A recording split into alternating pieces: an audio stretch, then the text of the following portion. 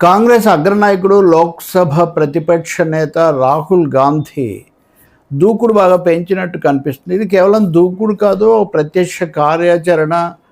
ప్రజల్లోకి మరీ ముఖ్యంగా యువత, విద్యార్థులు, జన్ జెడ్ అంటున్నారు కదా, జన్ జీ, వీళ్ళలోకి దూసుకొని వెళ్ళాలి. ఇంకెంత మాత్రం కూడా మామూలు పద్ధతులు సరిపోవు. నరేంద్ర మోదీ ప్రభుత్వం, హోంమంత్రి అమిత్ షా వీళ్ళు చాలా మొండిగా వ్యవహరిస్తున్నప్పుడు, ఏకపక్షంగా వెళ్తున్నప్పుడు దానికి ధీటుగా ఎదుర్కోవాలంటే పోరాటశీలత కూడా పెంచాలి, ప్రత్యక్ష కార్యాచరణ చేయాలి అనే నిర్ణయానికి వచ్చినట్టు కనిపిస్తుంది. ఇటీవల కాలంలో ప్రధానమంత్రి ఇంటి దగ్గర ఆయన హఠాత్తుగా ధర్నా చేయటం, నివాసం దగ్గర, అది దాదాపు ఒక ప్రకంపనలు సృష్టించింది. అదైన తర్వాత నిన్న ఢిల్లీ డిప్యూటీ పోలీస్ కమిషనర్ కార్యాలయం దగ్గర 7 గంటల పాటు ధర్నా చేసి, మొన్న విద్యార్థుల నిరసన సమయంలో పెల్లెట్ తుపాకుల కారణంగా చూపు కోల్పోయిన సాహిల్ తారిక్ అనేటటువంటి అబ్బాయికి సంబంధించిన కేసు నమోదు చేయించటం, ఇవి ఖచ్చితంగా స్పష్టంగా కనిపిస్తున్న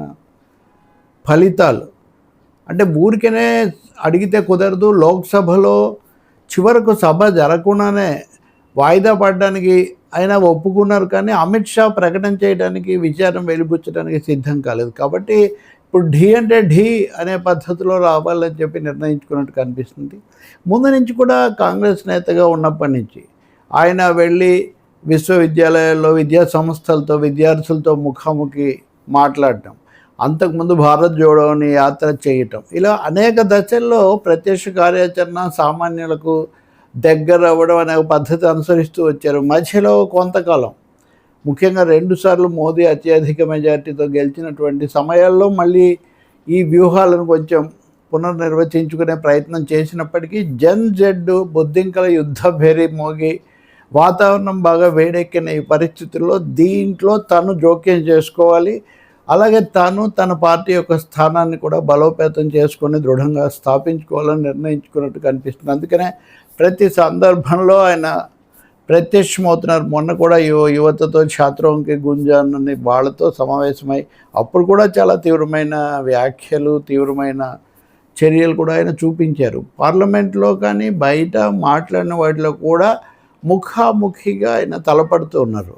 ఇప్పుడు పరిశీలకులు చెప్పే ప్రకారం వందే మాతరం అనేదాన్ని మొత్తం పాడాలి అనే అభ్యంతరకరమని గతంలో పక్కన పెట్టినవి కూడా కలిపి ఏకపక్షంగా వ్యవహరిస్తున్నప్పుడు కాంగ్రెస్ పార్టీ మేము 2 చరణాలే పాడతామని వర్కింగ్ కమిటీ సాక్షిగా వాళ్ళు ప్రకటించారు.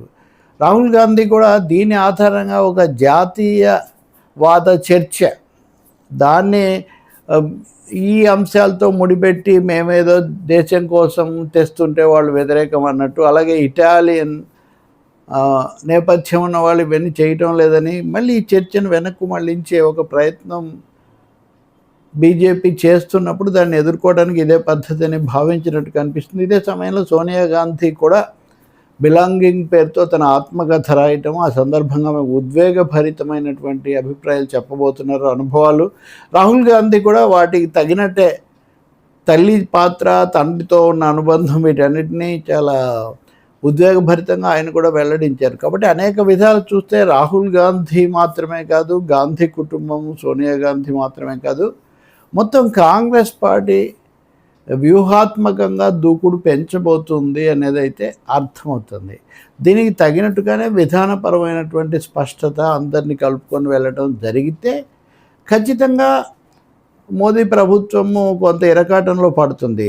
ఇటీవల జరిపినటువంటి ఒక సర్వేలో రాహుల్ గాంధీ రేటింగ్ ఏమో 60% ఆ దగ్గర ఉంటే, మోదీది 37 అక్కడ ఆగింది అని ఒక సర్వేలో రాహుల్ గాంధీ వ్యక్తిగతమైనటువంటి ప్రాచుర్యం, ప్రజాదరణ పెరిగిందని తెలుస్తున్నటువంటి ఒక పరిస్థితి. సో వీటన్నిటికీ తగినట్టు ఆయన ఈ దూకుడు పెంచుతున్నారని మనం అనుకోవాల్సి వస్తుంది. ఇది పరిస్థితి వల్ల కూడా వెనక్కు తగ్గలేదు, మేము తగ్గామని మనం గమనిస్తే కేసుల్లో కూడా ఇటీవల ఆయన కొంత ఉపశమనం రావటం, ఆయన మీద పెట్టినటువంటి డిస్ప్రపోర్షనేట్ అసెట్స్ కేసు, డిఏ, అక్రమాస్తులు, ఆదాయాన్ని మించిన ఆస్తులు అనే కేసు ఏకపక్షంగా హైకోర్టు ఉత్తర్వులు ఇచ్చిందని సుప్రీంకోర్టు తీవ్రంగా స్పందించి దాన్ని నిలుపుదల చేయటం కూడా మనం గమనిస్తాం. కాబట్టి లీగల్, పొలిటికల్, స్ట్రాటజిక్ యాక్షన్ అన్ని కోణాల్లో దూకుడు పెంచుతున్నారు.